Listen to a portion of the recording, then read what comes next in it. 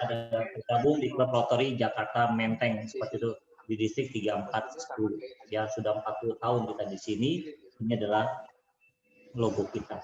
Dan tahun ini kita sangat beruntung, kita punya presiden tahun 2020, Michael Ginarto ya, Greatness Within You. Ya, ini adalah satu sangat memberikan inspirasi ya, Michael ya, yang tidak asing lagi, masuk di majalah, masuk di TV, masuk di mana-mana ya, dengan kepemimpinan mereka di tahun 2020-2021. Nah, ini ada sekilas tentang siapa Michael Ginarto seperti itu. Ya, presiden Rotary kita di tahun ini adalah liputan-liputan beliau diliput oleh berbagai media harian Indonesia, masuk majalah properti ya, dengan segudang prestasi. Ini ada Indonesia Morning Show seperti itu, lalu puluhan ribu punya mitra dan entrepreneurship-nya seperti itu, grup-grupnya ya, dan tersebar di 33 provinsi ya. Ini adalah background-nya Ko Michael ya. Wah, ini penghargaan beliau profilnya ya. Wah, sangat banyak banget ya seperti itu. Kayaknya semua ini udah disapu bersih ya sama Ko Michael seperti itu, Michael Ginarto. Ya, ini juga penghargaan ya, salah satu penghargaan yang paling prestis seperti itu buat Ko Michael Ginarto ya. Dapat satu penghargaan anak muda paling berpengaruh, sangat berpengaruh di bidang ekonomi dan dunia bisnis entrepreneur seperti itu. Di luar beberapa kita bisa orang-orang terkenal yang dekat dan partner beliau di dunia bisnis seperti itu. Nah, kita mau tanya tentang Rotary International. Apa sih itu Rotary? Nah, Rotary itu sendiri adalah sebuah organisasi pengabdian yang paling tua dan paling besar di dunia. Terdiri sejak tahun 1905 di Cirebon. Ya. Buat dia proyek ya. Buat dia proyek ngapain sih? Anggotanya berjumlah 1,2 juta lebih usahawan dan profesional ya. Mungkin Pak Donald juga mungkin sedikit informasi buat Pak Donald seperti itu. Bergabung dalam lebih dari 600 distrik, Pak Donald, di 200 negara. Kita adalah klub tertua dan terbesar di dunia sampai saat ini, Pak Donald. Punya tujuan yang sama, itu membuat masyarakat lebih baik dan perdamaian dunia. Rotary mempunyai manual prosedur ya, seperti itu. Lalu inilah sejarah Rotary Internasional. Paul Harris mendirikan Rotary Club Chicago di tahun 23 Februari 1905. So, udah sangat tua banget, the oldest club ya in the world seperti itu. Presiden Rotary Club pertama adalah Sylvester Skyle ya, salah satu pendiri Rotary. Di sini ada foto lama, foto jadul seperti itu, hitam putih ya. Ini sejarah Rotary Internasional berdiri pertama kali 1905, sudah 100-an tahun seperti itu. Rotary Vision, visi Rotary adalah bersama-sama kita bisa melihat dunia di mana orang bersatu dan mengambil tindakan untuk menciptakan perubahan abadi di seluruh dunia, di komunitas kita dan di dalam diri kita sendiri. Inilah visi Rotary Internasional seperti itu. Nah, kalau kita bisa lihat apa sih misi Rotary? Misi Rotary adalah, ini misi Rotary Internasional ya, menyediakan pengabdian kepada orang lain yang meningkatkan integritas, kejujuran, memajukan pengertian dunia, kebajikan, dan perdamaian melalui fellowship usaha, profesi, dan pimpinan masyarakat. Ini adalah misi Rotary Internasional. Lalu ada hal menarik, ada tentang Rotary Internasional adalah klub. Ya, klub itu sangat banyak sekali ya. Kalau kita bisa lihat itu ada 36.180 klub ya. 1.200.000 Rotary, yang bayangin aja, sangat banyak klub, member klubnya seperti itu. Di mana dibagi 23,7-nya adalah wanita. Ya, 6,73%-nya di bawah 40 tahun. Kalau sekarang kalau saya tidak salah di under 40 malah udah sangat banyak sekali under 40. Di under 40 udah sangat banyak sekali anak-anak muda yang bergabung di Rotary Internasional seperti itu. Ini ada 10.577 klub juga, 203.000 Rotary yang 50 wanita. Wah, dikuasain oleh banyak wanita kalau ini ya. Ini ada Rotrek. Rotrek itu adalah anak didiknya dari Rotary untuk mahasiswa seperti itu. Ya, 50% ini wanita. Ini adalah Rotary area fokus. Jadi di Rotary Indonesia, Rotary Internasional dan Rotary Indonesia hanya fokus di 6 area ini. 1, material and child health, basic education and literacy, economy and community development, peace and conflict prevention atau resolution, disease prevention and treatment, dan terakhir water and sanitation. Jadi Pak Donald dan semua member atau teman-teman Rotary yang baru join di hari ini, di saat ini adalah 6 fokus area Rotary di mana kita hanya bergerak di 6 bidang ini, di mana semoga dengan bidang 6 ini kita bisa membantu melayani dan bantu satu impact yang besar buat negara kita di Indonesia seperti itu. Dan di tahun ini Presiden Michael memimpin kita untuk lebih fokus di bidang di education seperti itu ya. Education di mana pendidikan itu sangat penting. Ini ada Rotary Indonesia dibagi dari dua ya, distrik 3420 dan distrik 3410. Kita bisa lihat ya pembagiannya. Ada 58 klub di distrik 3410 dan 53 klub. Khusus buat di distrik, kita tergabung di distrik 3410 dan kebetulan kita ada klub terbesar yang ada di klub ini semua di Rotary di Indonesia. Seperti itu, kita klub terbesar Pak Donald untuk saat ini. Dan ini Jakarta Menteng. Nah, ini satu hal menarik. Kenapa sih kita join di Rotary? Termasuk saya pribadi ya. Kenapa kita join di Rotary seperti itu? Karena alasannya gini. Banyak orang join di Rotary itu karena memang di luar kita bisa punya networking yang baik, tapi di satu komunitas kita bisa punya impact yang besar. Karena kalau sendiri-sendiri kan kita punya impact bisa kecil, tapi kalau bersama-sama dalam klub sebesar ini kita bisa kasih impact yang sangat besar banget untuk negara ini. Selain buat friendship, fellowship, kita bisa connect with others seperti itu, personal growing kayak seperti ini ya. Kayaknya sangat sulit ya undang Pak Donald kalau bukan Rotary atau bukan komunitas-komunitas besar yang bisa mau berbagi waktunya loh, karena kita juga tahu Pak Donald sangat sibuk banget, bisa menyisihkan sedikit waktunya untuk berbagi di Rotary, khususnya di hari ini. Sangat berterima kasih, dan itu adalah salah satu bentuk di mana kita bisa growing, bisa learning. Kalau nggak lewat Rotary, lewat mana lagi bisa ketemu Pak Donald, kurang lebih seperti itu Pak.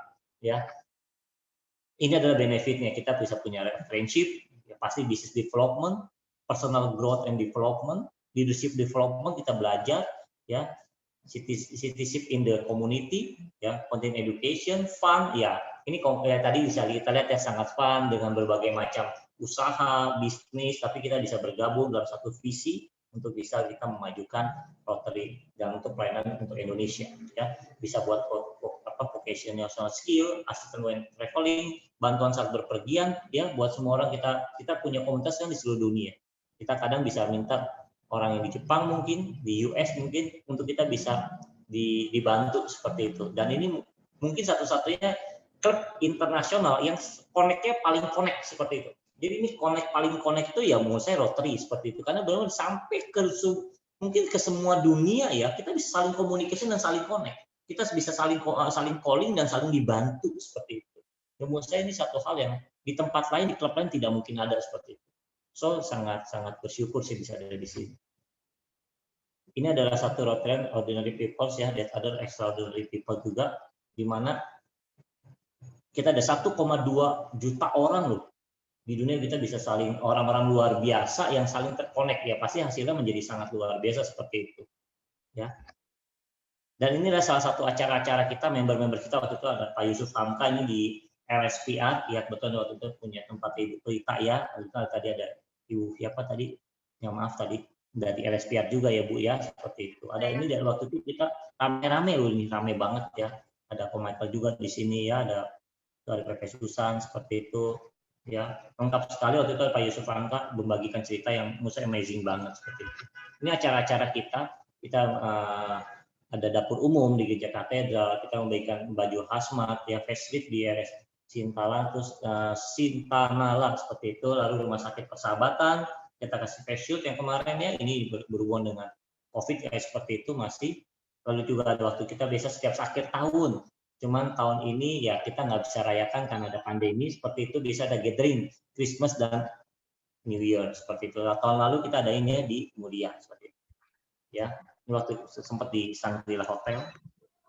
Ini aktiviti kita ya bisa dilihat Klub Jakarta Menteng sangat banyak banget acara kebersamaan, ya acara sosial, terus networking bisnisnya seperti itu. Dan ini juga acara charity RCM untuk autis ya. Seperti itu. Ini ada Ko Kelvin ya, ada Ko Kelvin, ada Helena seperti itu, Bu Rita dan lain-lain semua di sini bisa kelihatan ya, Bu Rita seperti itu. Dan ini Bill Gates ya, dan Melinda Donation untuk polio. Dia memberikan Rotary 400 juta US dollar untuk memastikan polio itu sudah tidak ada seperti itu. Dia bisa luar biasa ya. Rotary bisa bekerja sama Bill Gates Foundation ya. Jadi bukan satu hal yang ini maksudnya satu pencapaian, satu hal yang luar biasa yang Rotary sama Bill Gates dan Melinda Foundation bisa kerjasama seperti itu. So, tanpa ditunggu-tunggu lagi, kayaknya why join Rotary itu sudah sangat clear.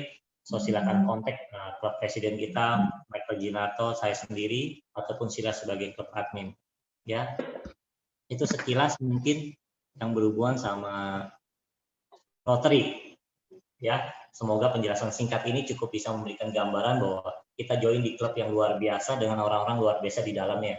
Terutama di hari ini, ya, kita kedatangan orang paling spesial, Pak Donald. Ya, Pak Donald, thank you sekali lagi Pak Donald untuk waktu, untuk satu hal yang Pak Donald bisa berikan. Saya sangat mewakili semuanya, saya say thank you. Kayaknya tanpa berbasa-basi lagi Pak Donald, kayaknya tempat dan waktu kita kasih ke Pak Donald. Welcome Pak Donald, silakan. Terima kasih Pak Anton dan selamat siang teman-teman semua. Sebenarnya saya sudah sering ketemu sama Rotary Club acara-acara juga sebenarnya dari 20 tahun yang lalu ya, ketika saya udah di Indonesia 25 tahun yang lalu udah itu. Tapi waktu itu belum ada kesempatan gimana saya punya sesuatu yang bisa nyambung dengan mission yang sangat mulia yang Rotary Club sudah jalankan berpuluh-puluh tahun ini. Nah, saya harapkan hari ini saya bisa memberikan sesuatu yang mungkin interesting, ada beberapa angle ini, tapi juga karena saya rasa juga nyambung dengan mission Rotary Club yang sangat oriented. Ini juga sesuatu yang saya jalani atau bangun juga beberapa tahun untuk mencapai ke arah ini. Membangun suatu vision yang membangun ekosistem tech startup di Indonesia. Secara ekosistem, bukan secara itu ya. Dari dulu vision saya adalah Indonesia yang lebih mature di sisi teknologi. Itulah kenapa saya kembali ke Indonesia 25 tahun yang lalu, dan ternyata seperti yang banyak teman-teman di Rotary Club alami sendiri, untuk melihat suatu perubahan terjadi di Indonesia, kita sendiri harus turun tangan, ya. Harus berkontribusi. Itu tidak cukup menunggu berkomplain atau komentar untuk suatu perubahan terjadi. Kalau mau perubahan terjadi, you have to do it yourself. So ini adalah harapan saya sedikit kontribusi saya untuk ekosistem di Indonesia. So mungkin saya mau mulai dengan pertanyaan ini.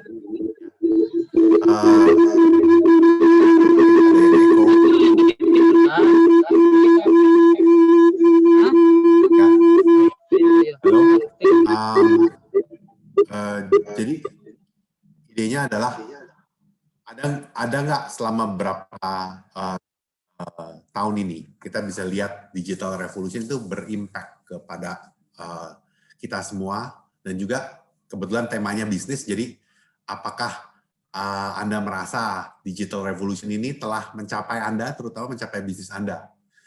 Apa Anda telah melihat the rise of tech companies belakangan ini, dan mungkin bertanya-tanya kenapa ini, ada apa sih ini, ya? Apakah Anda melihat bahwa cara Anda melakukan bisnis Anda dulu sekarang sudah berubah dengan terutama dengan impact-impact yang berbau tech dan dikontribusi oleh teknologi company?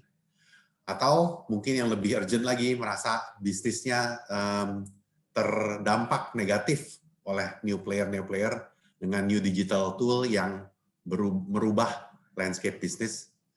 Dan apakah Anda merasa ada business opportunity yang you miss out dengan tech changes yang ada ini?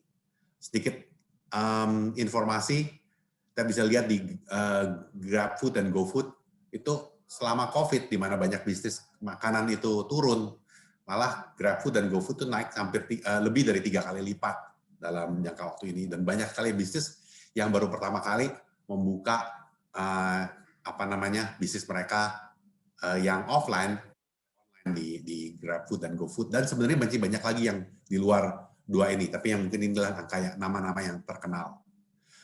juga di pemain-pemain di telemedicine. Kita bisa lihat bahwa Halo Dokter, salah satu pemain telemedicine itu sudah berhasil melakukan ribu dokter consultation per bulan loh, dan berhasil mengurangi harga untuk satu dokter visit by lebih dari 90%. Sebenarnya sih mereka kasihnya gratis sebenarnya, tapi kalau saya tahu dari angka cost mereka sendiri itu total of 90% reduction daripada harga offline, dan berhasil menjual, bukan hanya memberikan gratis, tapi berhasil menjual service growing their insurance selling service 10 kali lipat dalam pandemi ini. E-fishery, yaitu bergerak di aquaculture, sudah mempunyai ribuan aquaculture farmer yang selama mereka grow ini 3 tahun terakhir ini mempunyai 100% retention daripada farmer-farmer yang menjoin mereka punya komunitas. Jadi sangat sticky ya, dan sangat kelihatannya mempunyai solusi yang cocok dengan apa yang dibutuhkan oleh farmer-farmer. Juga salah satu perusahaan delivery yang specialized di same day delivery dan juga delivery frozen food adalah Paxel, yang berhasil grow 3 kali lipat dalam 3 bulan aja dalam sementara COVID. Nah, inilah kesempatan-kesempatan yang anekdotal lah ya, dan banyak kesempatan seperti ini lagi yang kita bisa lihat di digital revolution yang sedang ada di Indonesia pada saat ini. Nah, sedikit tentang saya sendiri ya. Saya itu nama saya Donald Wiharja. Saya kebetulan adalah CEO dari PT Metra Digital Investama, PT MDI atau namanya MDI Venture ya. Saya memang passionate tentang tech startup dari dulu ya. Tech lah in general. Saya mulai dari bisnis IT business consultant gitu ya, 25 tahun yang lalu. Sudah jadi entrepreneur, bikin software. Kemudian berbelok ke private equity, membangun kabel sistem, salah satu proyek saya yang menyambung Indonesia ke dunia dan mempercepat data yang ada. Pada tahun 2008 kami punya kabel Go Online, ya pada saat yang sama kami melipat gandakan bandwidth ke Indonesia 100 kali lipat. Kemudian banjirlah bandwidth-nya, banyaklah yang adopsi teknologi, terutama buat YouTube sih terus terang pada saat itu. Tapi kami juga pada saat itu juga mulai deployment of BlackBerry di Indonesia pertama sebelum jadi trendy. Terus bisa melihat dari cuma leading partner saja yang pakai sampai dengan ibu rumah tangga pakai BlackBerry di Indonesia. Jadi kita bisa lihat, saya kebetulan dapat ringside view untuk melihat digital transformation yang melanda Indonesia pada saat itu. Kemudian saya pindah ke startup di game dan digital payment. Saya yang bawa Zynga, Facebook, Google Payment ke Indonesia, membuktikan bahwa orang Indonesia ternyata bisa diajak bayar untuk barang-barang digital. Tapi saya juga berpengalaman 13 kali fundraising untuk suatu startup, untuk angel investor yang mungkin relevan dengan apa yang kita bicarakan hari ini, ya, bahwa berapa susahnya mencari dana untuk di startup pada zaman itu, dan itulah yang membuat saya untuk mencoba memberesi dari startup dari sisi itu, karena pada saat itu pun saya udah terlalu tua untuk menjadi startup, tapi paling sedikit saya masih cukup muda untuk menjadi startup investor atau membantu membangun ekosistem di situ. Dan kemudian saya ke venture capital yang lebih formal lagi, benar-benar jadi ganti sisi ya, dari yang perlu dana menjadi yang memberikan dana. Pertama-tama di Convergence Venture selama 5 tahun, kemudian tahun 2020 saya dipanggil untuk mengepalai MDI Venture, yaitu Telkom Venture Capital, Corporate Venture Capital Fund.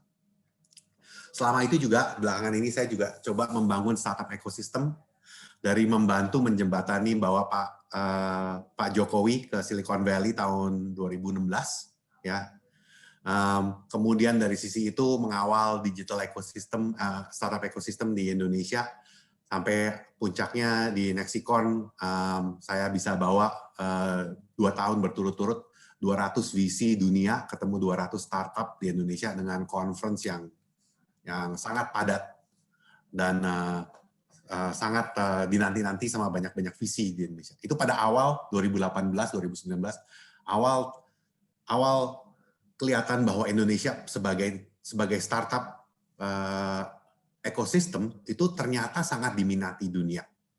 Dari tahun 2017-2016 di mana kami bertanya-tanya apakah Indonesia bisa jadi investment destination, sampai kami menjawab pertanyaan itu sendiri di 2018 dan 2019 dengan segitu banyak VC datang ke Indonesia. Tentunya juga saya help founding the Ambesindo, yaitu Indonesian Asosiasi Perusahaan Modal Ventura dan Startup di Indonesia, yang menjadi counterpartnya OJK untuk melicense perusahaan modal Ventura di Indonesia. Ya. Kami juga Venture Capital Association yang menjembatani perusahaan modal Ventura tradisional Indonesia dan Venture Capital, walaupun Venture Capitalnya menggunakan struktur Cayman, Singapura, Hong Kong, dan sebagainya. Ya. Karena tujuannya sama lah, Indonesia. Jadi sekilas begitulah perjalanan saya untuk membangun ekosistem ini. Sedikit tentang MDI Venture. Tadi saya bilang kita adalah perusahaan modal Ventura, yaitu corporate venture capitalnya Telkom. Ya. Kami punya kantor di Jakarta, Singapura, dan Silicon Valley. Kami sudah beroperasi selama 5 tahun. Dan ini adalah fund venture capital terbesar di Indonesia. Dengan fund $830 juta. Tapi bukan hanya itu aja. Selama kami 4 tahun, walaupun yang besarnya baru tahun-tahun terakhir ini, tapi kami telah berinvestasi $100 juta. Di $65 juta pertama, kami telah berhasil memberikan $200 juta synergy revenue ke Telkom. Membuktikan bahwa berinvestasi di startup itu sebenarnya bisa profitable. Corporate-nya sebagai corporate growth strategy juga berhasil jalankan. Kami telah berinvestasi di 54 portfolio company, memberikan top performing IRR among venture capital di Southeast Asia region. Tapi juga mungkin yang lebih ini, saya nggak tahu ini kelihatan apa nggak, apa kontrol ini mengganggu apa ya. Kami juga telah berhasil 8 kali exit. Kami mungkin yang paling banyak exitnya di venture capital di Indonesia, mengembalikan hampir $50 juta dari $65 juta yang telah kami investasikan. Jadi 54 invest, 8 exit, sisanya masih di tangan, tapi 8 exitnya telah mengembalikan $50 juta. Jadi profitable banget sebagai investment. Karena itulah kami menerima $500 juta lagi dari Kementerian BUMN untuk meneruskan perjuangan ini 2020 dan selanjutnya. Nah, dari sisi investment management, kami melihat 1.000 startup per tahun pitching. Tapi kami cuma bisa invest di 10-15 company per tahun selama ini, ya. Dan sekarang kami mulai berinvestasi lebih besar ceknya karena mandatnya lebih besar, ya. Dan kami sektor fokus, regional fokus dan sektor fokus. Kami fokus di Indonesia. Kami investment sektornya di fintech, healthcare, logistik, food dan agritech, e-commerce enabler, dan enterprise software.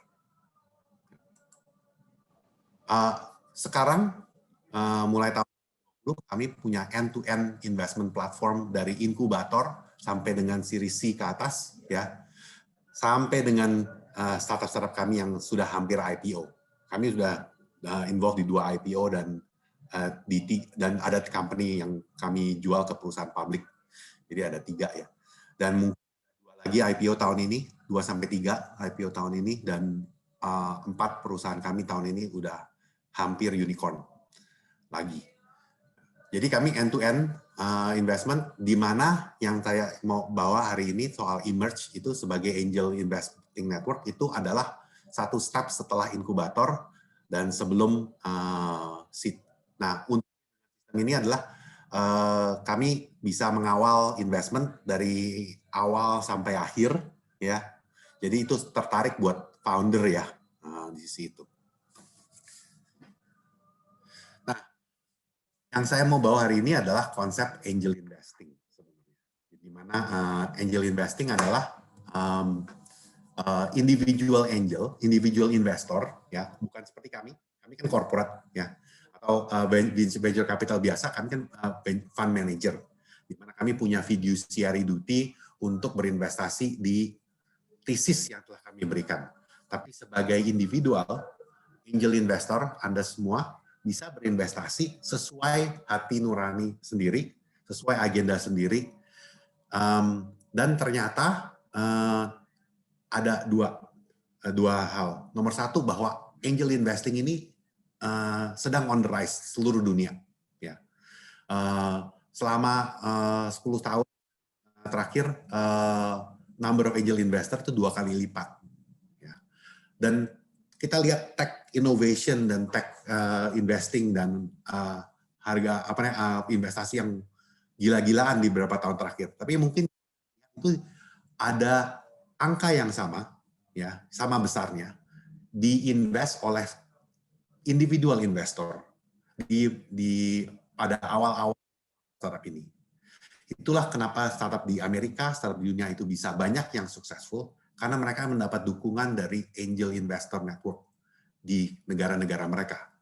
Ya, dan kalau Indonesia mau maju, Indonesia juga mesti mengaktifkan individual angel investor, individual investornya.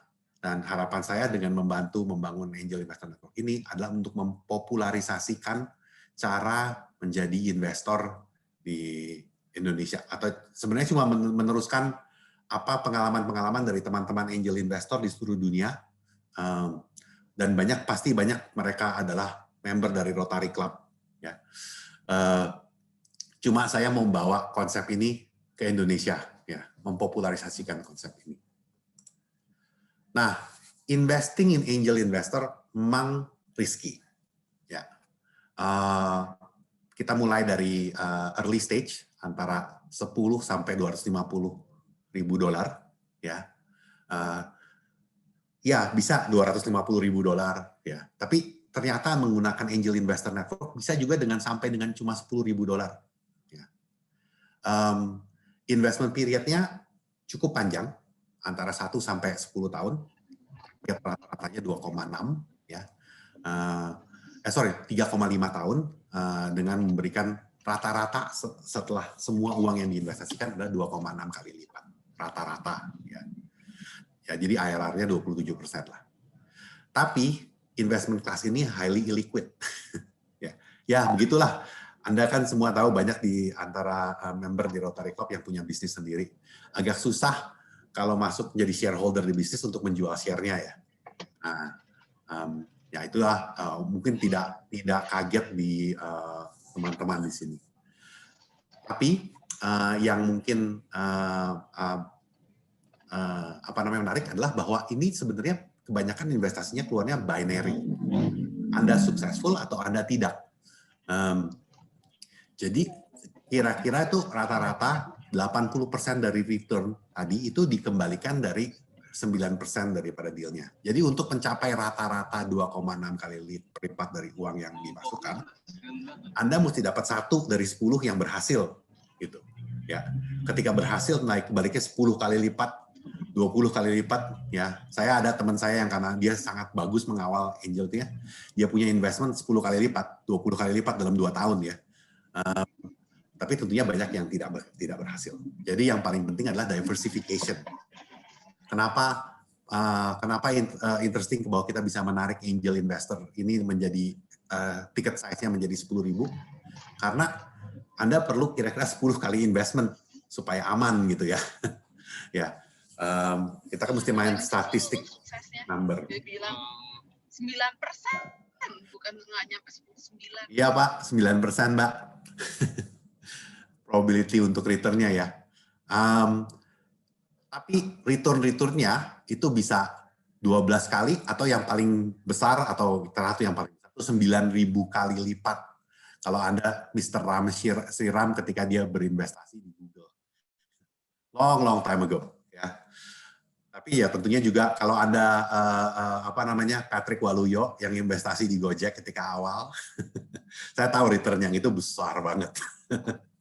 Ya, karena waktu itu kami masih ingat waktu investasi zamannya itu tuh lihat-liatin sih pada saat itu CSR, Mbak atau Bu ya di sisi itu CSR, uang CSR ya, kasihan ini anak kita kasih $200.000 terus tiba-tiba jadinya kayak begini sekarang ya. Tapi ya, you need to come in early. Nah, kenapa Angel Investor Network? Nah, itu yang saya mau bawa ke sini. Menjadi Angel Investor sebenarnya bisa. Kalau secara rata-rata Anda berani investasi, kalau menurut Silicon Valley thesis itu ya, Anda berani berinvestasi 100.000 di setiap company, paling sedikit 10 company. Dan jangan invest lebih dari 10% daripada net worth Anda. Ini risky investment sector. Ya. Jadi ya, kalau Anda punya net worth of $10 juta ya bisa lah jadi angel investor. Tapi ya kalau mau didemocratize, ya itulah harapan saya untuk mendemocratize menjadi investor di startup, kita menggunakan angel investment network, di mana kita bisa rame-rame patungan masuk sama-sama di suatu investment, di angel investment ya, di startup. Karena ini juga ada ekstra benefitnya. Nomor satu yaitu investment requirement lebih rendah. Mengingat bahwa lebih baik Anda mempunyai 10 kali investmentnya supaya aman ya. Tapi juga investment network tadi kan investment di startup itu kan beresiko besar ya. Jadi perlu diversifikasi. Cara mengurangi resiko adalah industry knowledge. Kalau Anda kan ada adage-nya namanya ya, the grass is always greener on the other side. Anda melihat, wow, ini investment di food and beverages itu keren ya. Coba lihat aja kopi kenanga bisa naik berapa kali lipat tuh ya. Tapi kalau Anda orang food and beverage ya, sudah sering buka franchise, Anda tahu itu nggak begitu gampang ya bikin franchise ya. Nggak sembarang orang bisa bikin kedai kopi terus bikin dia multiple segitu banyak. Nah, yang diperlukan adalah orang-orang seperti Anda mungkin yang punya pengalaman di bisnis itu. Probability of success-nya jauh lebih besar ya. Kalau salah satu dari 5-10 angel yang berinvestasi itu berinvestasi di sektornya ini, yang mimpin ya investasi ini ada orang yang paham bisnis ini ya, terutama karena tech investment di Indonesia, tech startup Indonesia itu bukan soal bleeding edge tech seperti AI atau social network, search engine, itu Amerika yang tahu. Kalau kita lebih ke arah operational, bagaimana mengorganize menggunakan aplikasi ribuan atau puluhan ribu ojek di Indonesia. Bagaimana menggunakan software untuk menggalang dana dari ribuan investor untuk mengarahkan ke ribuan small medium enterprise di Indonesia. Teknologi sebagai jembatan. Bukan bisnis ini nggak pernah dilakukan sebelumnya. Bisnisnya sudah dilakukan. Ya, cuma kita kasih sedikit teknologi supaya bisnis ini lebih lancar dilakukan, lebih efisien dilakukan menggunakan teknologi yang dengan kemudian mereka pakai untuk mendisrupt player-player yang masih tradisional. Ya. Lending to small medium enterprise BPR banyak, ya. Tapi yang bisa scale begitu cepat ya sampai seperti Coin, Investri dan sebagainya ya, yang bisa naik 3 kali lipat growth-nya per tahun, ya itu menggunakan teknologi sebagai perantara gitu ya. Nah juga di deal sourcing.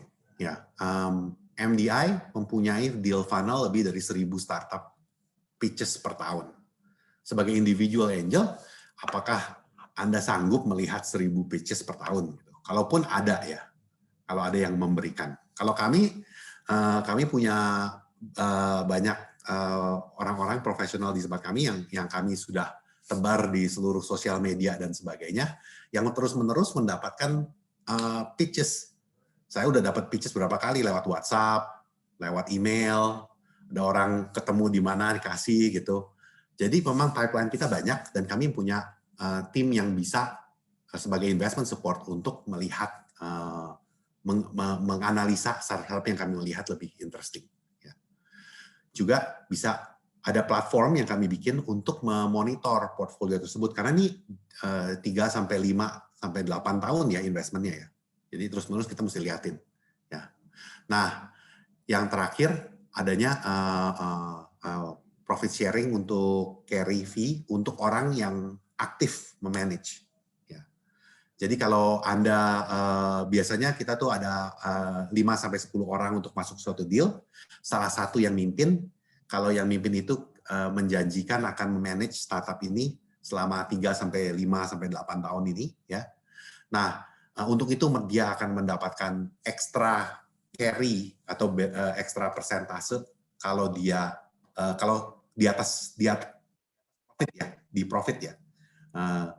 Kalau akhirnya returnnya profitable ya, tapi dia yang harus mementor startup tersebut.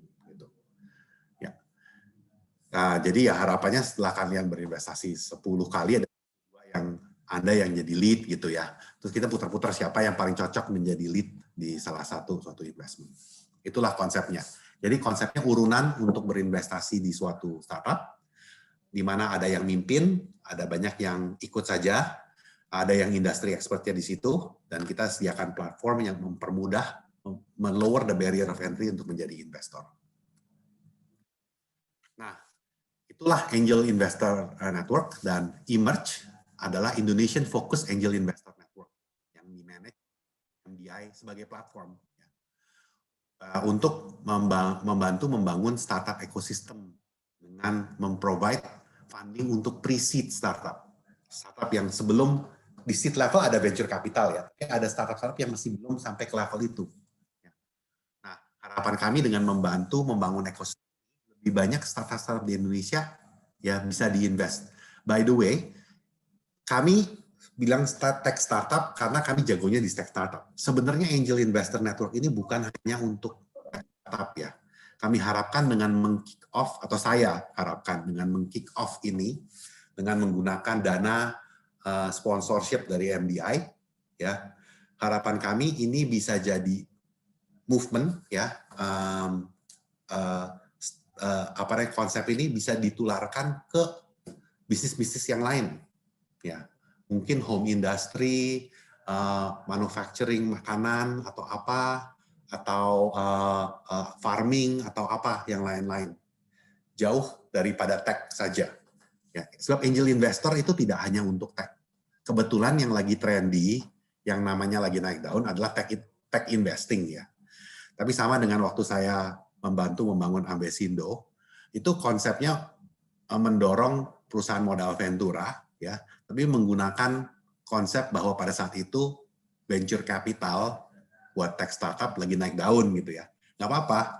Yang penting kan kalau konsepnya bisa membantu mendorong ekosistem, saya sih dengan sangat senang hati meminjamkan popularitas dari tech untuk sebenarnya membangun sesuatu yang penting di Indonesia, yaitu konsep bahwa investing dari individu ke orang-orang entrepreneur yang lagi mau mencoba sesuatu yang baru. Ya. Jadi kami pilih kata itu emerge ya untuk mengisyaratkan sesuatu yang bangkit dari obscurity dan inferior position untuk menjadi pemimpin di dunia atau di dunianya itu. Nah, konsepnya mungkin yang bisa kita gambarkan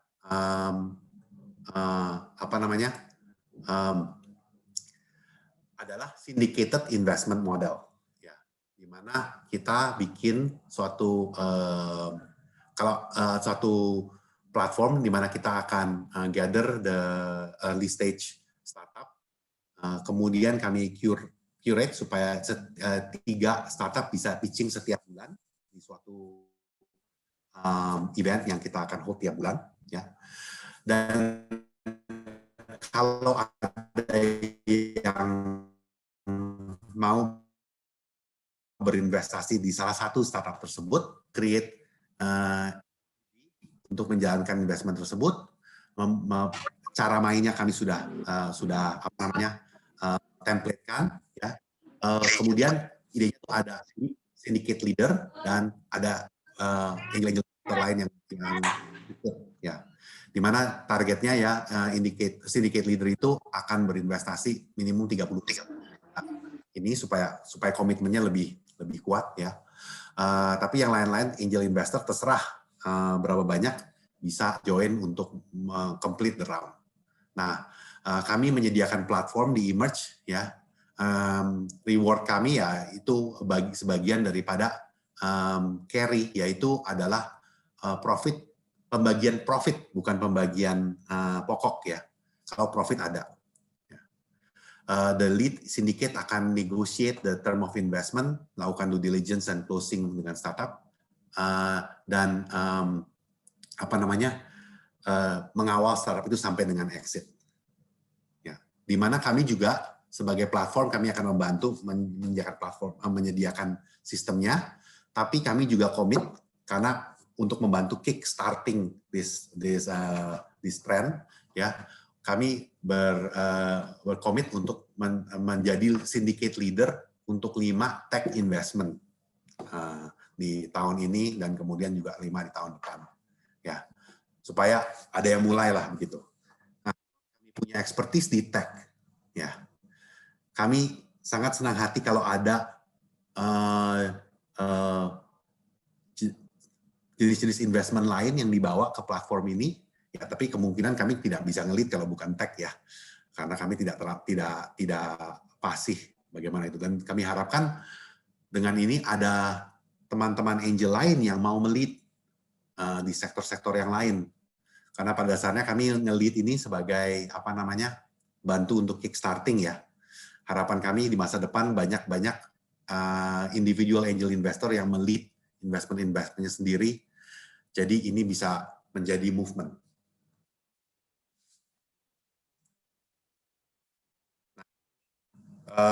Kita bisa lihat di sini apa namanya daripada investment ini adalah startup dengan minimum viable product, jadi punya produk yang sudah siap dilihat, tapi biasanya pre-revenue, ya, revenue-nya baru mulai banget mereka mendapatkan revenue di situ, jadi mereka memerlukan funding untuk go to market, untuk mencobai ide ini di market, ya. Targetnya adalah round yang 100.000 sampai 300.000 per deal, kemudian dibagi ke 5 sampai 10 angel. Jadi kalau yang minimum bisa 10.000 cukup untuk jadi minimum angel, ya. Tapi ya mungkin ada yang 30 ribuan yang jadi lead, ya. Kami komit untuk berinvestasi 5 investasi di 50 ribuan dari sisi MDI. Ya. Tentunya saya juga limit ke teman-teman bahwa ini bukan sesuatu investasi yang hanya MDI yang invest, jadi kami juga memberikan condition kepada tim. Kalau tidak ada support dari angel, ya yang lain-lain ya kami juga nggak boleh jadi sole investment, ya. Kalau nggak itu bukan apa namanya, bukan angel investor network jadinya. Target return-nya adalah 3 kali lipat di 3 sampai 8 tahun, ya. Nah, kami menggunakan platform namanya crowdfunding platform. Kami lagi negosiasi dengan salah satu crowdfunding platform, yaitu konsep sama seperti mini stock exchange, ya, di mana ini sudah diberikan blessing dari OJK, POJK 37 di 2018, di renew di POJK 57 di 2020, ya. Sehingga capital gain on tax-nya, tax on capital gain-nya, adalah 0,1% dari investment tersebut, ya. Imagine kalau Anda masuk perusahaan bisa dapat profit dari capital gain bukan 30-25% yang personal capital itu, ya. Tax-nya hanya 0,1%. Ya tentunya ini kami lagi verify dengan tax consultant dengan strukturnya, ya. Itu adalah bagian dari kami, ya. Tapi idenya adalah begitu, Anda menjadi investor membantu membangun startup, jangan di tax-nya besar-besaran oleh Indonesia ya. Kami mempunyai, sebagai angel investor, kalau mau jadi sedikit leader, ada komitmen yang tadi saya bilang 30% daripada round size, mentoring biasanya startup di 1-2 tahun pertama, tapi juga komit untuk manage investment ini, memonitor ini selama 3-8 tahun sampai exit. Ya.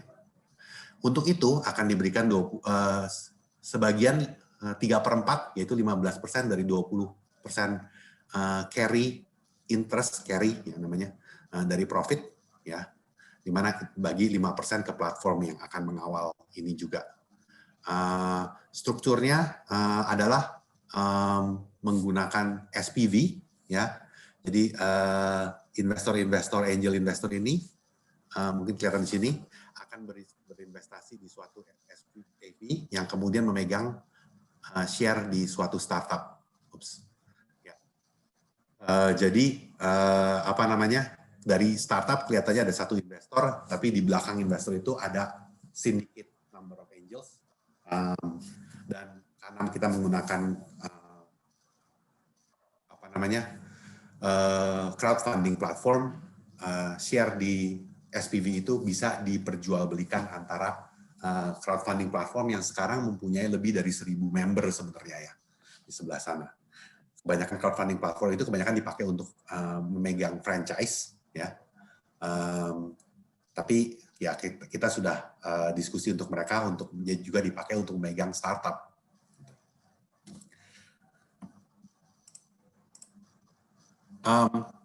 Sebenarnya target kami adalah untuk mengintroduce membership fee 10 juta per tahun, right?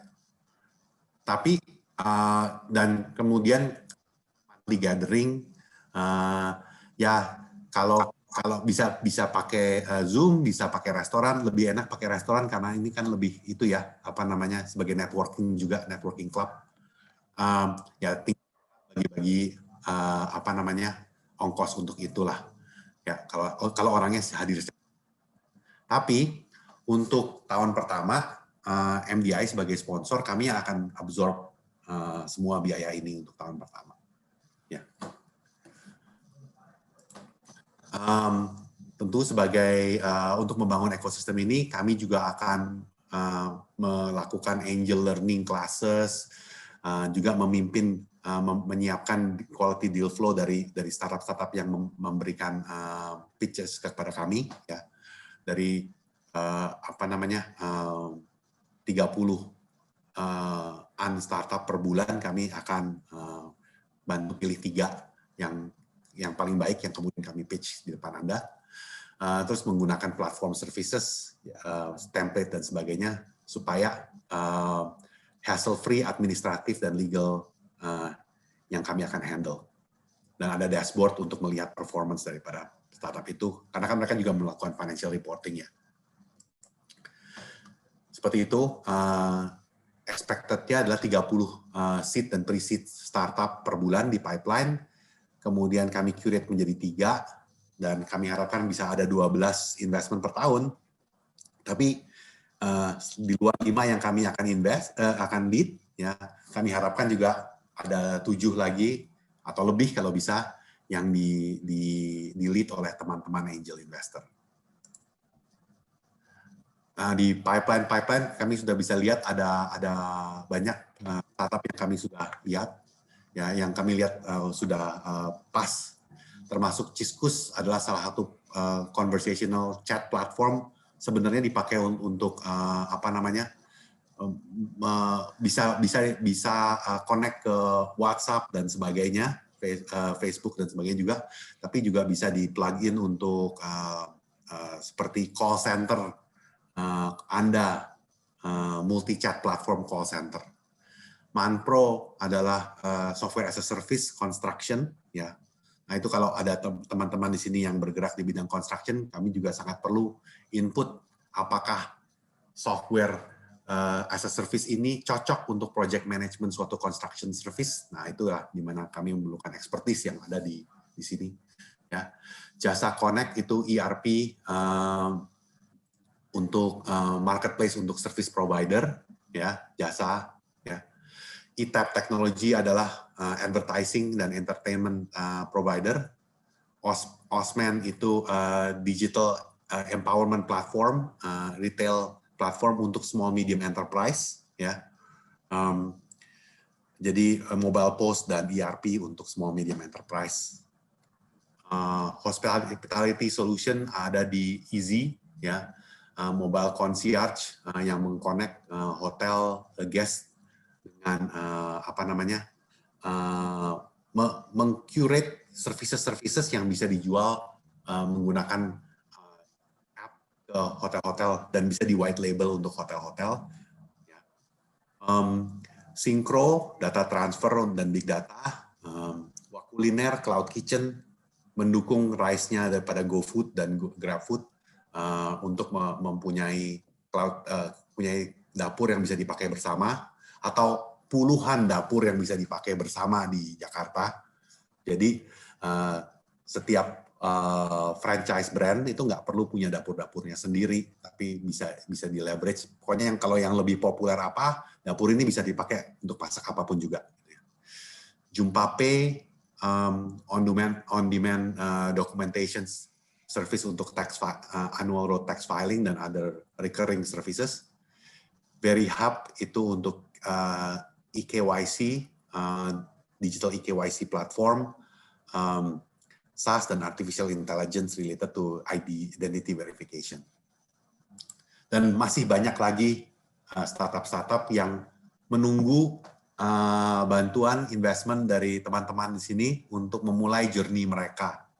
Dan saya harapkan juga ini semua masih berbau tech karena kami Vistech VC, tapi kami harap kami bisa melihat investment proposal untuk bidang-bidang yang lebih menarik buat Anda juga di masa yang datang. Kira-kira begitu, Anton. Presentasi saya, tentunya saya nggak detailkan startup-startupnya apa dan lain-lain, tapi bisa menerima question melihat interest Anda di mana. Waduh, makasih Pak Dono. Makasih Pak Dono, ini luar biasa banget ya. Mungkin pada setuju dengan wah Pak, ini luar biasa Pak Dono bisa memberikan sampai sebanyak ini benar-benar thank you. Sebelumnya Pak Donald boleh ya, mungkin ada beberapa yang mau tanya jawab, boleh Pak Donald? Silakan. Nah mungkin kalau ada yang mau tanya langsung aja, boleh langsung di unmute ya, langsung tanya ke Pak Donald secara langsung. Mungkin tadi ada ya Pak Oke ya, kalau salah, boleh tanya langsung Pak? Terima kasih banyak Pak Donald, sangat luar biasa presentasinya. Saya kebetulan sebuah startup Pak, masih pre-seed, masih pre-revenue. Kira-kira bagaimana caranya bisa ikut di eMERGE, Pak? Oke, kalau sebagai startup ya tentunya ya. Kalau sebagai individu, Pak Oka sih silahkan jadi angel. Sebagai startup, idenya kirim pitch deck-nya ke kami. Ya, kami punya, kalau MDI sendiri tuh kami punya lebih dari 15 orang investment manager ya di ada 3 yang kami peruntukkan untuk ini. Mereka akan mereview semua itu. Mereka akan summarize menjadi suatu what we call a pre-DD evaluation. Ini idenya tuh ketika kami akan melakukan event yang setiap bulanan itu, kami akan milih 3, kemudian kami tebarkan ke angel investor itu sebelum hari H-nya. Kemudian di hari H-nya Anda akan pitching, ya, kemudian kami akan tanya-tanya dari semua angel, ya, ada nggak yang interested to invest in ini, gitu, ya. Nanti kalau ada, ya, kita kumpulkan together, kemudian kita pilih siapa yang mau jadi lead, diskusi, lead itu akan bisa memimpin pembicaraan termnya dengan startupnya, dan kami akan membantu menstandarisasi bagaimana berinvestasi dengan aman di suatu startup. Biasanya term and kondisinya seperti apa saja, ya. Kami sudah banyak melakukan itu, lebih dari 100 investment. Jadi di 2 perusahaan saya ya. Jadi semestinya sudah standar lah, kami udah lihat convertible note term, SHA, SSA dan sebagaimana udah lumrah di situ. Ya. Terus lewat websitenya Pak ya? Ya, terus kami parkirkan share-nya di suatu crowdfunding platform. Jadi angel investor masih bisa bertransaksi secondary di situ dan startup cuma lihat satu investor gitu. Ya. Mendaftarnya lewat websitenya? Email sih untuk sekarang kami juga startup, Emerge baru kami launching Mungkin Desember. bisa di-share Pak emailnya? Oh ya, mungkin saya tulis di sini ya. donaldwiharja@mdi.cc. Mantap. Thank you so much Pak Donald. Pitching untuk bukan hanya seed ya, karena kami berinvestasi sampai dengan 30-40 juta dolar. Thank you Pak. Thank you.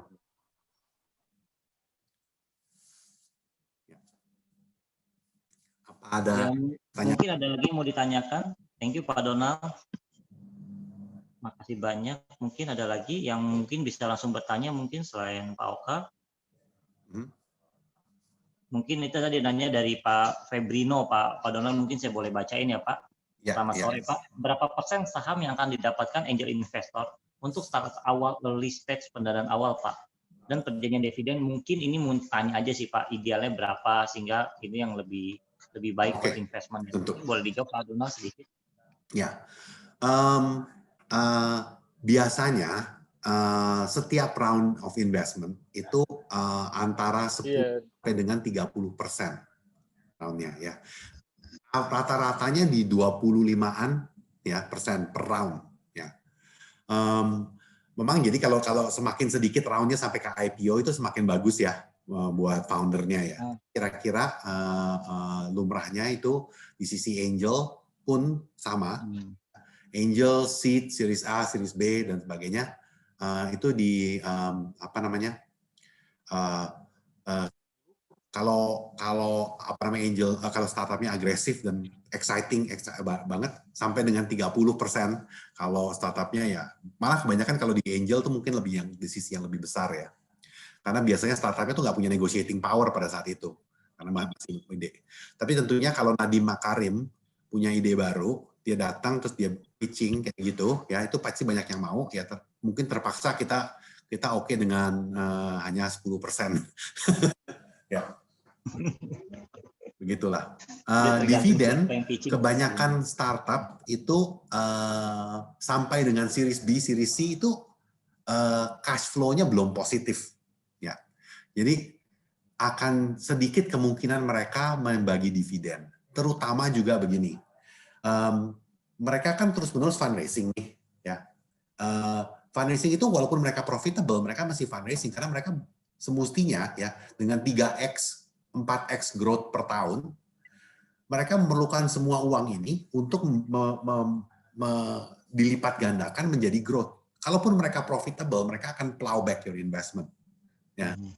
Jadi pikirkanlah kalau Anda mempunyai suatu bisnis, ya, bisnis ini bisa ternyata sanggup Anda dongkrak 3 kali per tahun. Ya. What happen if you have a profit? Masukin lagi kan, ya. Jadikanlah jadi daripada 3 kali lipat jadi 4 kali lipat, kalau jadi 6 kali lipat lah per tahun. Ya. Kalau bisa di leverage pun dengan loan, mereka akan leverage dengan loan. Karena yang kalau punya perusahaan yang consistently 2, 3 kali, 3, 4, 5 kali growth per tahun, ya Anda nggak mau fund ini dengan dilusi dengan equity. Loan aja. Ya. Tapi biasanya di situasi di mana mereka belum punya leverage untuk bisa dapetin pendanaan secara loan non dilutif ya dari bank, mereka akan perlu investor seperti angel dan seperti VC biasanya masa yang datang. Thank you Pak Donald buat jawabannya Pak, sangat jelas seperti itu. Mungkin ada teman-teman Rotarian yang ingin bertanya lagi sebelum kita close mungkin. Karena udah jam 4 juga seperti itu. Oke, 1 menit ya, Pak Donald. Salam kenal. Ini dengan Lena dari Marki ya, Pak. Halo, Bu Lena. Halo, Pak Donald. Kebetulan bisnis saya itu adalah kayak ada namanya co-working space, Pak.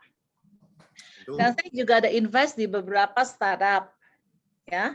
Salah satunya Algoritma sama Ibu Mary Pangestu sama Pak Greg dari ya. Saya education Algoritma ya. Yes, Ya. invest di sana. Terus teman-teman saya pada bilang begini, Lena, kalau you mau invest, kenapa you nggak invest di salah satu dana konsorsium? Jadi kalau satu fail, yang lain masih bisa hidup, gitu loh, Pak. Ya. Benar, Pak. Nah, yang menjadi pertanyaan saya, daripada kalau satu you invest, ini nggak mampu, nggak bisa survive, and your investment is gone, gitu. Yang menjadi pertanyaan saya, MDI itu seperti kayak konsorsium dana gitu ya, Pak ya? Yang dikelola ya? Ya, ada dua metode untuk menjadi investor. Nah, ini ada yang namanya angel investor, namanya LP investor. Ya, right. Kalau angel investor itu direct investment individu. Ya, agak perubahan dikitnya adalah investment rame-rame sebagai angel investor network ya. Tapi setiap orang dari Anda itu mendesain satu persatu ya, kalaupun kita sampai akhirnya target saya itu mempunyai 100-200 angel investor dalam network ini. Tapi untuk suatu startup ya, satu investment opportunity, setiap orang mendesain untuk dirinya sendiri. Ya. Jadi saya suka ini, saya nggak suka yang itu ya. Ada 10 yang suka yang ini, ada 10 yang suka yang lain, ada yang lain, ada satu startup yang nggak ada yang suka. Ya, itu jadinya kayak begitu. Kami juga sebagai investment manager, kami punya fund. Contohnya kami punya fund yang tadi seperti Arise, yaitu seed fund, ya, yang kami co-GP dengan co-manage dengan Finch Capital, Netherlands. Ya. Kami sudah masukkan komitmen dari MDI sendiri $10 juta, Finch Capital masukkan $10 juta, tapi kami boleh meraise sampai dengan $20 juta lagi dari individu yang mau. Dan ada beberapa individu yang ini ada Sarah by the way. Sarah, say hi. Sarah? Oh, mungkin nggak itu. Halo semuanya, sorry. Ya. Salam kenal semuanya. Saya assisting Pak Donald seperti biasa. Sarah salah satu investment team member kami ya. Specialty-nya adalah investor relation, right? That's true. Dialah sebenarnya tugas dia juga bantu melaunching Emerge, tapi juga tugas dia adalah untuk fundraising dari 2 fund kami yang terbuka untuk external investor. Tapi external investor itu adalah LP. LP itu sama seperti kalau di konsep CV urunan dana di Indonesia partnership di Indonesia itu ya. Jadi silent partner. Anda taruh uang, kami diversify ke 30-an investment dalam 3 tahun, 2-3 tahun investment period, terus kami akan harvest mungkin 5-8 tahun kemudian. Ya, diversified dan MDI return-nya consistently delivering 1,7 kali lipat across all the investment, right? Kami melakukan itu di Telkom saat dana kami di MDI, kami cuma punya 1 investor, tapi kami punya Rise dan Centauri yang punya puluhan investor, ya. Atau I see. Yeah. Tapi kami yang melakukan investment decision, ya. Kami yang suka lihat ini, Anda cuma nanti kami dapatkan laporan kayak reksadana lah per tahun ya. Iya. Ya, investment manajernya invest apa aja, ya. Jadi kalau seleranya untuk melihat, terutama untuk impact ke bisnis ya, karena salah satu yang interesting yang saya belum bicarakan adalah bagaimana bisnis ini, bagaimana kami mendeliver $200 juta ya in synergy impact revenue ke Telkom selama 4-5 tahun terakhir ini. Ya, apa yang saya rencana lakukan untuk membantu Telkom membangun dominance di healthcare, ya. Dengan sekalian membantu membuat revenue ke startup-startup saya. Nah, itu yang saya akan kerjakan bertahun-tahun ini ke depan. I see. Ya. Nah, jadi harapannya adalah ya Telkom juga sekarang mengandalkan MDI untuk mendeliver digital revenue, digital business, membangun Telkom bukan jadi infrastruktur company, tapi menjadi digital business company. masa depan. Karena itulah kami juga punya direktur Pak Fajrin Rashid ya. Iya. Interesting ya. Iya, karena kalau kita invest di satu tempat itu banyak kan 99% atau 95% lah orang bilang startup itu rentan sekali ya Pak Donald ya. Iya. Dan kebetulan juga Pak Donald, during this COVID pandemic, saya punya saya punya coworking, langsung semuanya empty Pak. Startup berbayar. Tapi saya punya marki yang lebih premium levels itu lebih stabil Pak. Iya. Ya, tendensinya karena lebih besar-besar lah perusahaannya ya Pak ya. Interesting Pak. Nanti saya minta nomor teleponnya aja sama Michael, sama kita punya tim. Untuk saya nanti bisa japri Pak Donald deh. Ya. Siap. Thank you, makasih banyak Pak Donald. Siap Bu. Pada dasarnya by the way, tech startup itu explode very well during the pandemic. Banyak kami yang grow-nya gila-gilaan, tapi juga saya punya investment satu juga di GoWork, Bu. Iya Pak, iya. Ya susah ya bagian itu. Susah tiba-tiba Pak. Ngerti. Ya Pak, oke. Banyak duit tuh Selena. Makasih banyak ya Pak Donald. Terima kasih. Thank you Pak Donald. Thank you Pak. Selena banyak duit. Lenanya banyak duit. Pak Brian nakal nih selalu Pak Brian nakal. Kalau nggak ada celengan udah nggak bisa. Si Selena celengannya gede, banyak. Amin. Ya. Pak Donald, terima kasih loh Pak Donald, luar biasa nih presentasinya. Saya udah kayak kuliah 4 tahun dikompres jadi 20 menit. Selalu jelasinnya straight to the point and no fluff, it's all beef, wagyu beef, Kobe beef. Iya Pak Donald. Luar biasa Pak Donald nih. Saya sih nggak berani invest di semacam kayak platform baru startup itu. Cuman kalau dengerin presentasi Pak Donald jadi lebih berani kayaknya nih, bahaya gitu juga. Saya harap bisa ini saya bikin small chunk Pak supaya bisa actionable gitu ya. Iya. Yang penting kan. Halo Pak Donald. Pak Donald. Ya, silakan. Saya Brian. Ya Pak. Iya, saya terakhir bulan November tahun lalu ke China. Itu startup tuh ratusan loh Pak. Kenapa kok nggak mau niru mereka aja yang sesuai dengan Indonesia gitu ya? Maaf, yang ratusan gimana? Mereka punya jenis startup itu ratusan. Ya. Wow, sampai kadang-kadang yang kita nggak pernah kepikiran itu terjadi di situ. Ya, tapi ya kalau saya lihat bukannya mau venture is okay, tapi jangan sampai resikonya terlalu banyak ya. Jadi sebetulnya kita ATM aja lebih cocok kali ya, awasi, tiru, modifikasi gitu kali ya.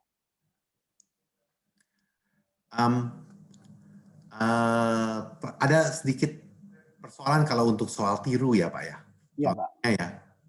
Begini Pak, kita bisa lihat rise of chat ya. Banyak orang yang sekarang kita udah saya terus terang udah nggak, kalau mau reach saya yang paling gampang pakai WhatsApp. Pakai email, teman-teman saya juga udah tahu, tim member saya tahu bahwa saya tuh horrible banget untuk menjawab emailnya. Karena cuma sanggup baca WhatsApp saja. Ya. Terus kita lihat BBM waktu itu juga keren banget dan sebagainya. Tentunya Telkom dengan kekuatannya yang besar itu launch chat app dong, pasti dong. Nggak mau semuanya di OTT, Pak. Kita copy ulang semua fiturnya, Pak. Gimana chat app itu sekarang? Mati. Link aja versus GoPay. Saya lihat tuh mungkin lebih kelihatan berapa persen orang di Indonesia pakai link aja, berapa persen pakai GoPay. Tolong jangan ini disampaikan ke Telkom ya. Tapi ya kenyataannya begitu Pak. Ada sesuatu magic, sebenarnya sih bukan magic ya, yang dilakukan oleh startup ini sampai mereka bisa jadi nomor 1 dominan. Ada 2 yang mereka punya lebih daripada Telkom. Nomor satu, orang yang di Telkom digaji, ya, mereka tidak dikasih benefit daripada ini. Sukses nggak sukses, yang kaya perusahaannya, bukan dia. Ya. Dia kerja jam 9 sampai jam 5. Nadim sampai malam pun mikirnya Gojek. Saya punya founder-founder yang jam 2 pagi nelpon saya, Donald, aku punya ide baru. Waduh, gimana kalau begini ya? Aku lagi mikirin, bro, ini jam 2 pagi, man. Kamu ngapain ya? Aku masukin investment. Aku kan nyeluruhin investment dari orang lain.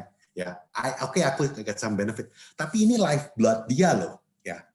Dan yang orang yang saya bilang itu yang bisa dapetin sampai 20 kali lipat dalam 2 tahun, ya, dia. Aku masih inget tuh. Aduh, jam 2 pagi aku mau tidur, aku salah, kebetulan lagi bangun, aku jawab dia, WhatsApp, terus langsung deh, gitu. Jadi aku udah tahu kalau jam udah malam-malam, jangan jawab WhatsApp dari dia, apapun idenya. Ya. Karena dia nggak pernah tidur. Gitu. Nomor 2, trial dan error, Pak. Ada ratusan startup yang mulai, ada segelintir yang berhasil. Unfortunately, banyak yang gagal, banyak yang coba. Kita lihat di Anda kebanyakan adalah entrepreneur, ya. Berapa banyak entrepreneur yang mencoba punya ide sesuatu nggak berhasil? Iya. Ya. Jadi sama. Kalau kami untungnya sebagai venture capital adalah kami tunggu sampai berhasil, kemudian kami invest. Iya.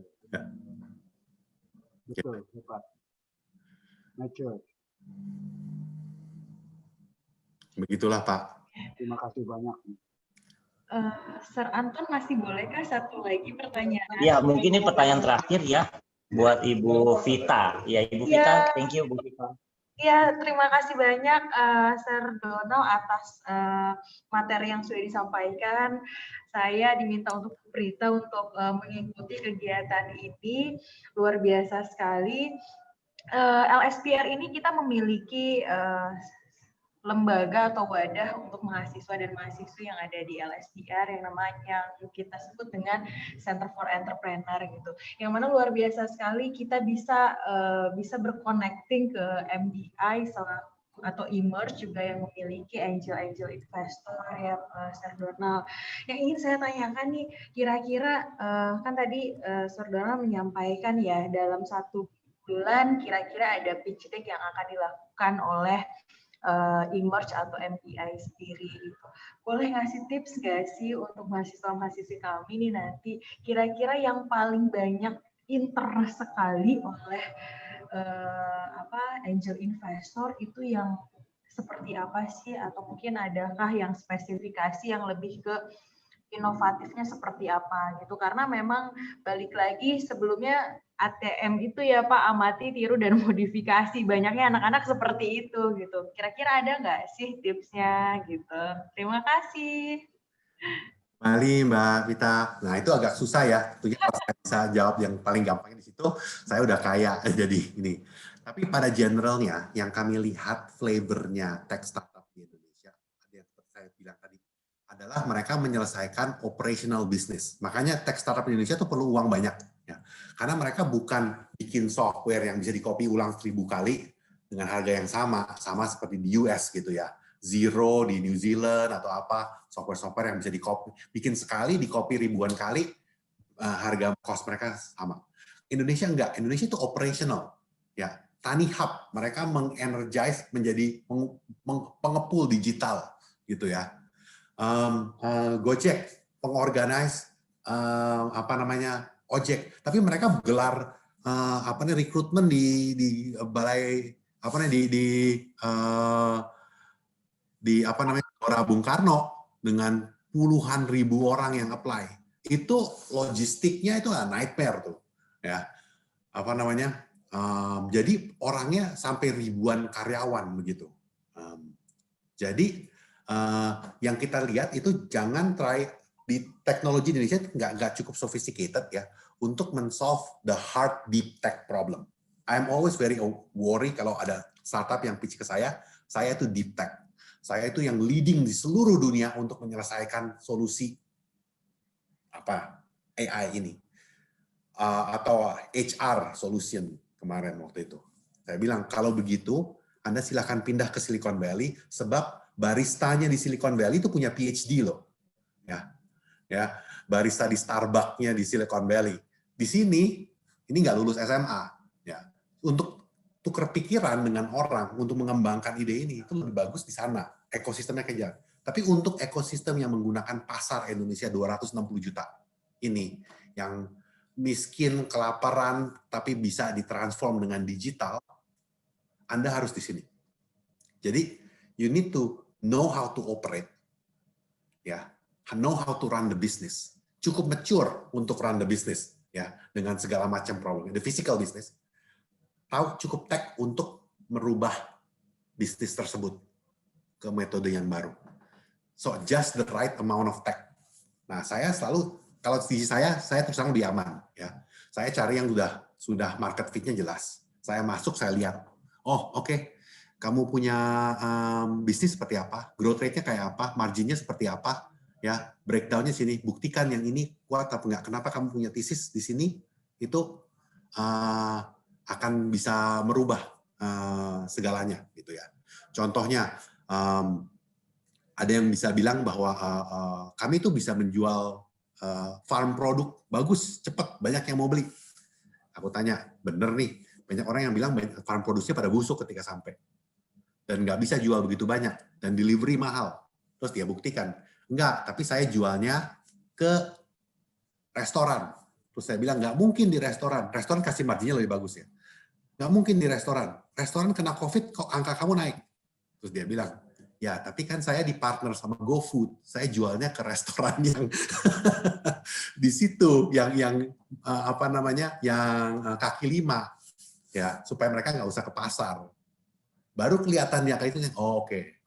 Nah, ini make sense. Ya, jadi kita gali ke dalam. Nah, itu yang kalau dari sisi investment ya, the detail counts, market knowledge, operation knowledge counts.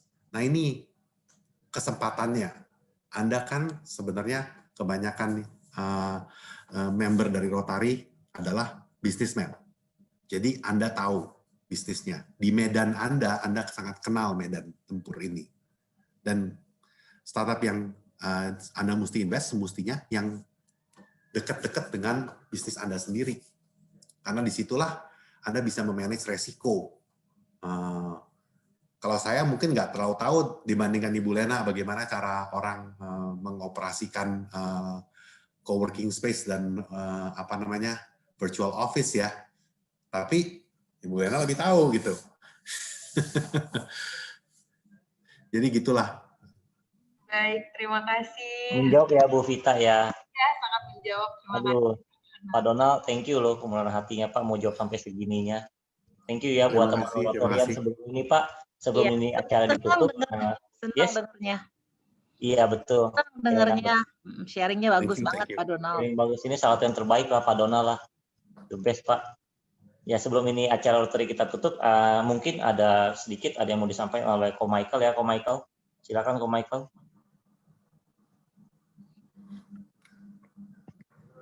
Ada Ko Michael sini. Lagi jalan. Ya.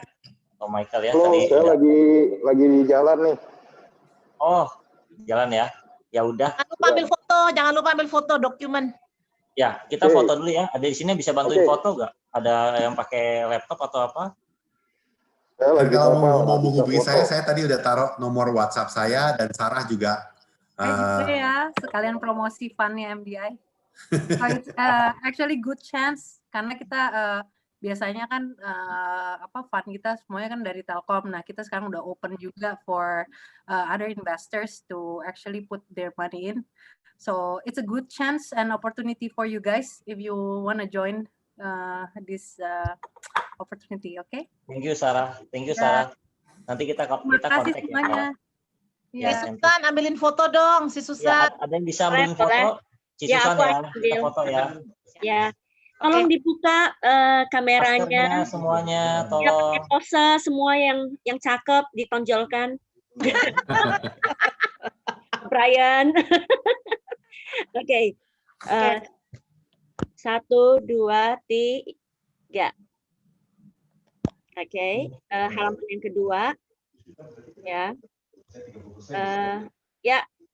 HT muncul. 1, 2, 3. Oke, terima kasih. Terima kasih. Pak Donald. Thank you Pak Donald. Udah sharing Pak Mari Donald. semuanya. Thank you Pak Donald. Thank you, Sebelum Pak kita tutup, ini Donald. ada sedikit sertifikat Pak Donald yang kita mau berikan buat Pak Donald. Nanti kita akan kirimkan Terima langsung ke kasih. alamatnya Pak Donald. Ya, terima kasih. Terima kasih Pak. Certified dari kita, Pak dari ada Michael. Michael sudah tanda tangan. Thank you buat apresiasinya, buat waktunya. Thank you Pak Ya. Donald. Nanti kita akan kirimkan ya Pak Donald ya. Terima Thank you kasih. semua. Thank you Terima kasih semuanya. semua. Thank Ya. you. Thank you Pak Donald. Ya. Thank you semuanya. Yo, God bless thank semua. you. Thank you. Bye Semuanya. semua. Thank you. Thank you. Bye. Bye bye. Halo Lena. Halo Pak Brian. Apa ngundang